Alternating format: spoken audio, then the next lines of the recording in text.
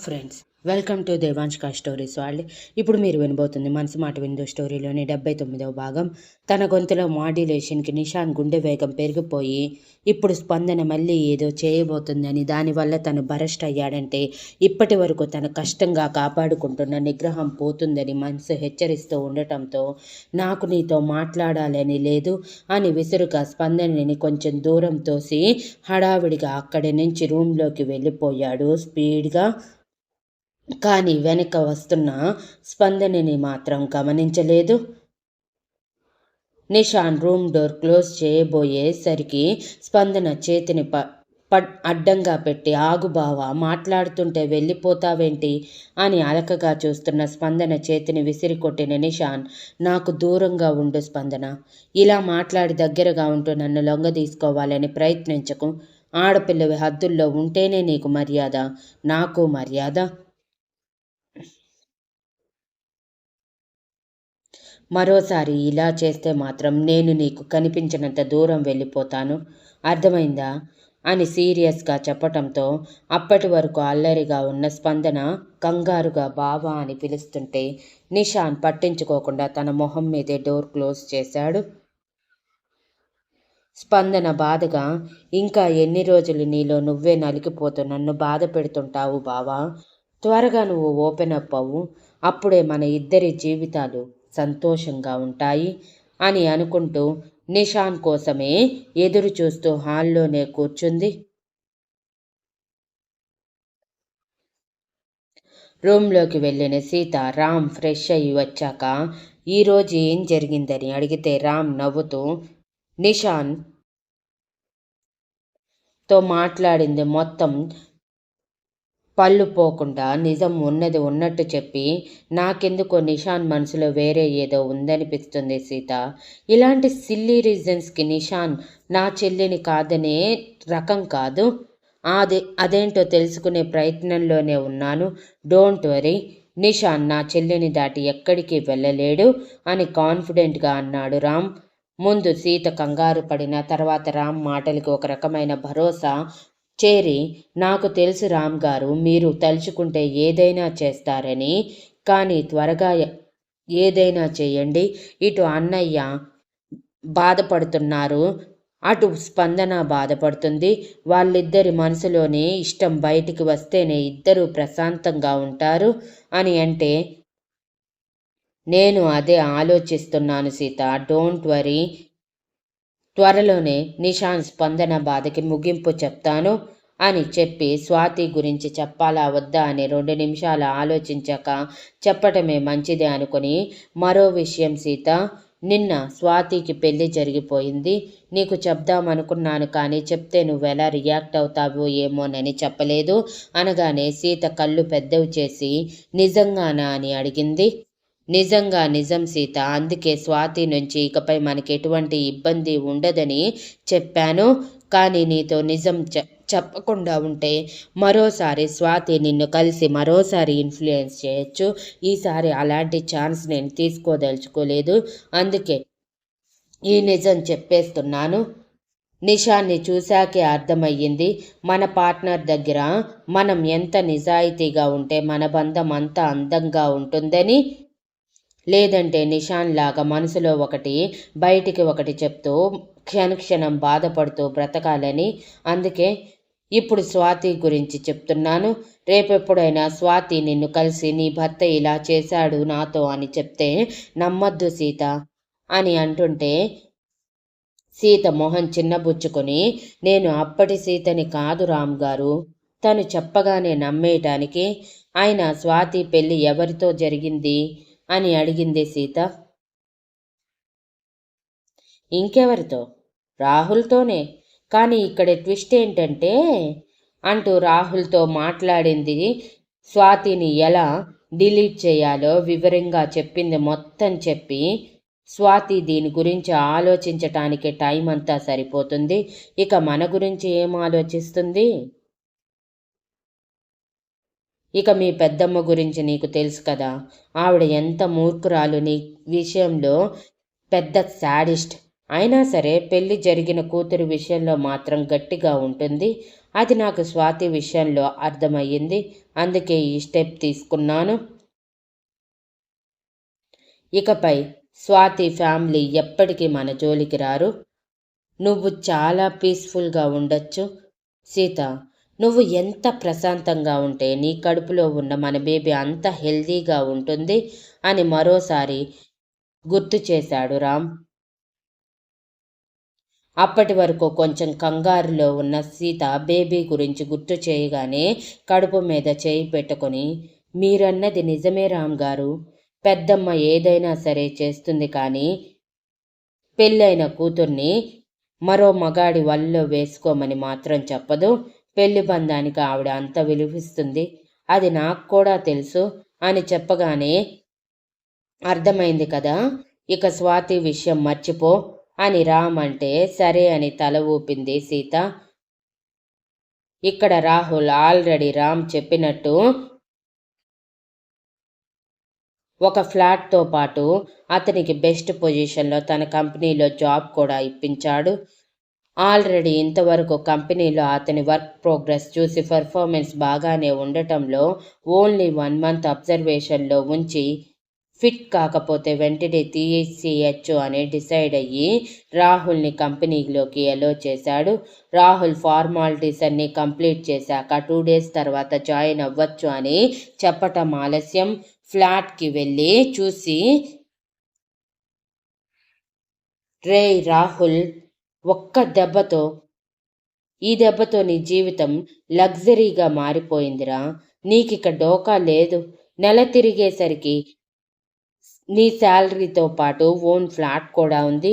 ఇక నువ్వు వెనక్కి తిరిగి చూసుకోవాల్సిన అవసరం లేదు అని తనలో తానే అనుకొని సంతోషిస్తూ స్వాతి గుర్తుకు వచ్చి, అవును, దానికి ఈ ఫ్లాట్ చూపించాలి. అది కుళ్ళుకుంటూ ఏడుస్తూ ఉంటే నేను చూడాలి. నన్ను డబ్బు కోసం రిజెక్ట్ చేస్తుంది కదా, ఇప్పుడు ఏం చేస్తుందో నేను చూస్తాను అనుకుంటూ ఆ డబుల్ బెడ్రూమ్ ఫ్లాట్ ఫొటోస్ అన్నీ తీసి స్వాతి ఫోన్కి పంపించాడు. కానీ మరుక్షణం స్వాతి ఫోన్ లేదని, అది అవుట్ ఆఫ్ కవరేజ్ ఏరియాలో రామ్ ద్వారా చేరిపోయిందని గుర్తుకు వచ్చి, ఈ విషయం మర్చిపోయాను.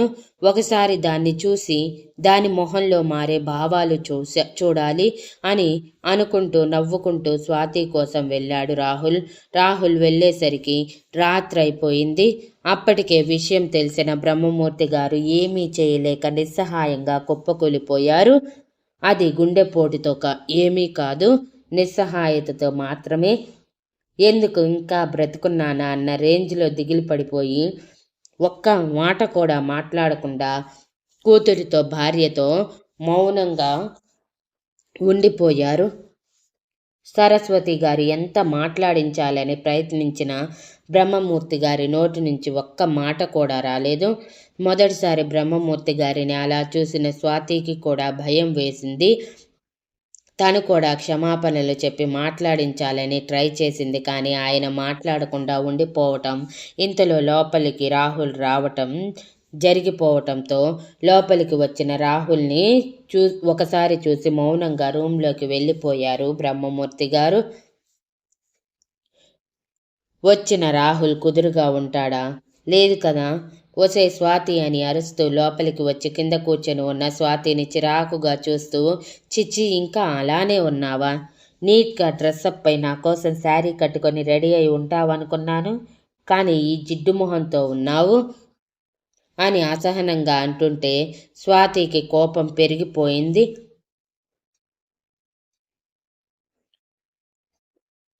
అటువైపు సరస్వతి గారికి కోపం వస్తున్నా ప్రస్తుతం అల్లుడు కాబట్టి కూతురి జీవితం ఏమైపోతుందా అన్న భయంతో మౌనంగా ఉన్నారు. బ్రహ్మమూర్తి గారికి లోపలి వరకు ఆ మాటలు వినిపిస్తున్నా కళ్ళు గట్టిగా మూసుకున్నారే తప్ప బయటికి వచ్చి ఇదంతా ఏంటి అని అడిగే హక్కు పూర్తిగా కోల్పోవటంతో మౌనంగా ఉన్నారు. రాహుల్ పిలుపుకి కోపంగా పైకి లేచిన స్వాతి, అసలెందుకు వచ్చావు నువ్వు? ఇక్కడ నీ కోసం ఎవరున్నారని వచ్చావు? వెళ్ళిపో, ఇక్కడి నుంచి వెళ్ళిపో. నిన్ను చూస్తుంటే నాకు చంపేయాలన్నంత కోపం వస్తుంది. పో ఇక్కడి నుంచి అని అరుస్తూ ఉంటే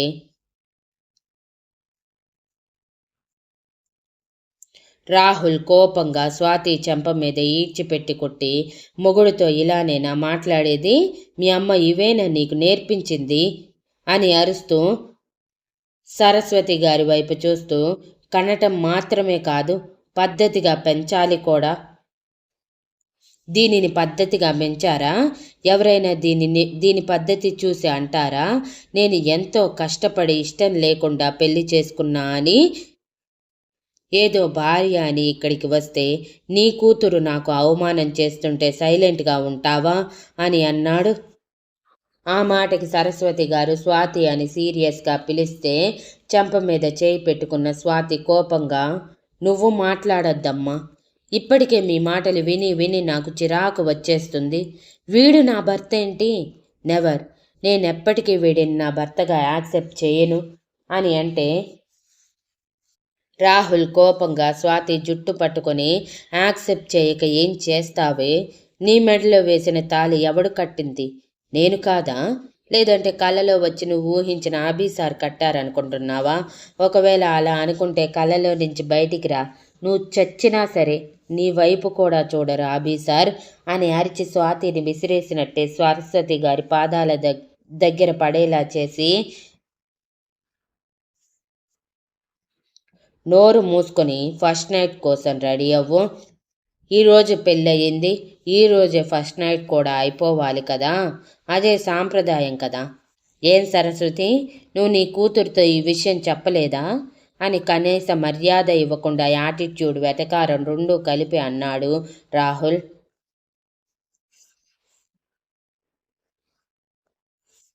ఆ మాటలన్నీ వింటూ ఇక ఆగలేని బ్రహ్మమూర్తి గారు బయటికి వచ్చి, బాబు గొడవ చేయకు, చుట్టుపక్కల వినిపించిందంటే ఉన్న పరువు కాస్త పోతుంది.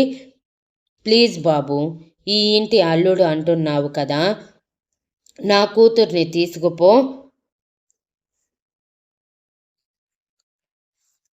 లేదంటే దాన్ని చంపేసుకో, ఏదైనా చేసుకో, మేము అడ్డురాము, కానీ ఉన్న కొంచెం పరువుని మాత్రం నాశనం చేయకు బాబు అని దీనంగా చేతులు జోడించారు.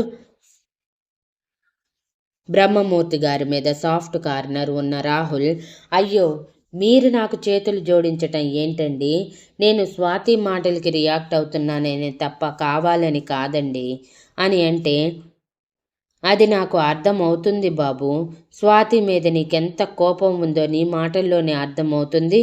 కానీ వీధి గుమ్మం తెరిచి ఇంత గట్టిగా గొడవ పడితే చుట్టుపక్కల అందరూ వచ్చేస్తారు అని బ్రహ్మమూర్తి గారు నిస్సహాయతతో అనటంతో, ఇట్స్ ఓకే అండి, నేను నా భార్యని తీసుకొని బయటికి వెళ్తున్నాను, మళ్ళీ రేపు ఉదయాన్నే తీసుకువచ్చి వదులుతాను. ఇంకొక విషయం, అభి సార్ నాతో చెప్పమని చెప్పారు. మీతో ఇది చెప్పిందో లేదో తెలియదు, కానీ మీ ఆవిడకి కూడా చెప్పాను, కానీ ఆవిడ ఖచ్చితంగా మీకు చెప్పి ఉండదు. మీకైతే ఖచ్చితంగా చెప్పాలి కాబట్టి చెప్తున్నాను. ఇదిగో ఈ స్వాతి ఉంది కదా, తన బాధ్యత నాది కాదు.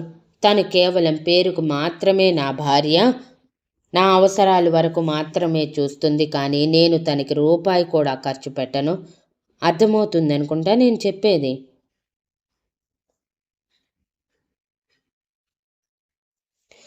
అలా అని తన కోసం మీరు కూడా రూపాయి పెట్టకూడదు. తన కాళ్ళ మీద తను నిలబడాలి. తను సంపాదించిన రూపాయితోనే తను భోజనం చేయాలి. కేవలం ఇక్కడ ఉండటానికి షెల్టర్ మాత్రమే డబ్బులు తీసుకోండి. మిగిలిందంతా కూడా తన డబ్బుతోనే జరగాలని స్ట్రిక్ట్ ఆర్డర్.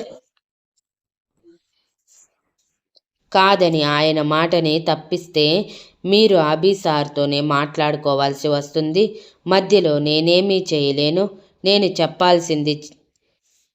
నేను చెయ్యాల్సింది చేసేశాను అని స్వాతి రెక్క పట్టుకొని ఈడ్చుకు వెళ్ళినట్టే రాను అంటున్నా వినకుండా బయటికి తీసుకువచ్చి ఆల్రెడీ క్యాబ్ బుక్ చేయటంతో ఆ క్యాబ్లోకి తోసి స్వాతిని తీసుకొని ఫ్లాట్కి వెళ్ళిపోయాడు రాహుల్ వెళ్ళిపోయాక బ్రహ్మమూర్తి గారు విరక్తిగా నవ్వుతూ, చూసావా, గారాబంగా పెంచిన నీ కూతురు ఈరోజు మనకెంత పెద్ద బహుమానం ఇచ్చిందో అని అనగానే సరస్వతి గారు కన్నీళ్లతో, మీరు నాతో ఇప్పటికీ మాట్లాడుతున్నారు సంతోషం, కానీ అది స్వాతి కావాలని చేసుకుంది కాదండి, అభి చేశాడు అని అంటుంటే, సిగ్గు లేదా ఇంకా ఈ మాట మాట్లాడటానికి?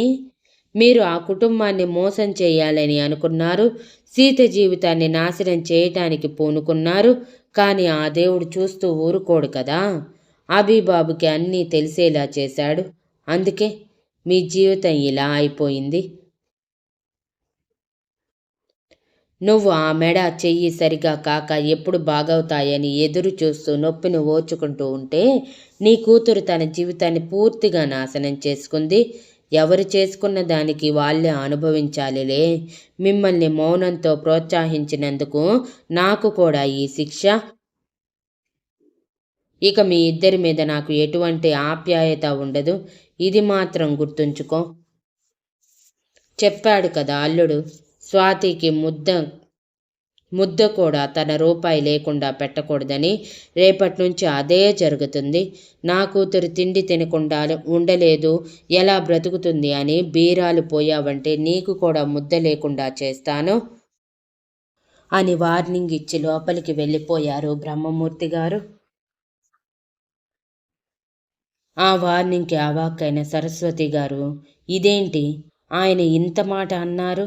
ఎప్పుడు ఇలా మాట్లాడలేదు కదా, మరి ఇప్పుడేంటి ఇంత కోపం అని అనుకుంటూ స్వాతి చేసిన దానివల్లే ఇదంతా అనుకుని అభిని సీతని ఇష్టం వచ్చినట్టు తిట్టుకుంటూ తన కోపాన్ని చల్లార్చుకుంటూ ఉన్నారు.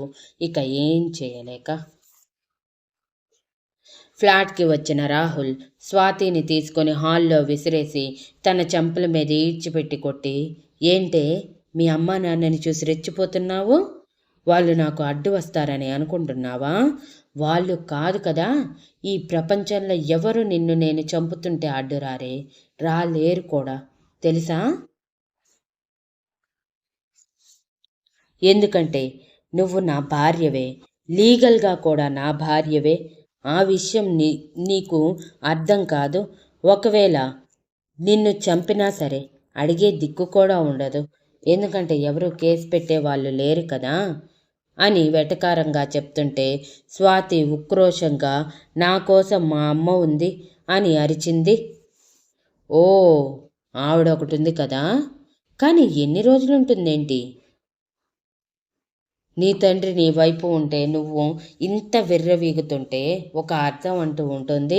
కానీ భర్త చాటు భార్య అయిన నీ తల్లి నీ వెనుక ఉంటే నువ్వు ఇలా నన్ను ఎదిరించటం నీకే చాలా ప్రాబ్లం తెస్తుంది. గుర్తుంచుకో. ఏదైనా ఇంటి పెద్ద వెనుక ఉండాలి కానీ మిగిలిన వాళ్ళు కాదు అని సీరియస్గా చెప్పి ఇక లేచి వెళ్ళి రెడీ అయ్యిరా. ఆలోపు నేను ఫుడ్ ఆర్డర్ పెడతాను. ఏంటో కొత్తగా పెళ్ళైన దానివి మొగుడు కోసం ఎదురు చూస్తూ వాడికి నచ్చినవన్నీ వండి పెట్టాలని లేదు, వాడికి నచ్చేలా అందంగా రెడీ అవ్వాలని లేదు. ఏదీ లేకుండా ఇలా ఏడ్చి చిరాకు తెప్పిస్తున్నావు. ఇప్పటికైనా కొంచెం మారి నీ జీవితం నువ్వు చూసుకుంటే నీకే మంచిది. నువ్వు అని సీరియస్గా చెప్పి, లేస్తావా లేదా అని లేదా నా బెల్ట్ తీసుకోమంటావా అని. లెదర్ బెల్ట్ అంత త్వరగా తెగదు కూడా, దెబ్బ మాత్రం గట్టిగా పడుతుంది అని వెటకారంగా అనటంతో దెబ్బకి పైకి లేచిన స్వాతి, రోజు రోజుకి నువ్వు హార్ట్లెస్ అయిపోతున్నావు రాహుల్, ఇప్పుడు నేనేం చెయ్యాలి అని గట్టిగా అరిచి అడిగింది. పెద్దగా ఏమీ లేదు, ఫస్ట్ నైట్ కోసం రెడీ అవ్వటం మాత్రమే అని కార్నర్ స్మైల్తో అన్నాడు రాహుల్.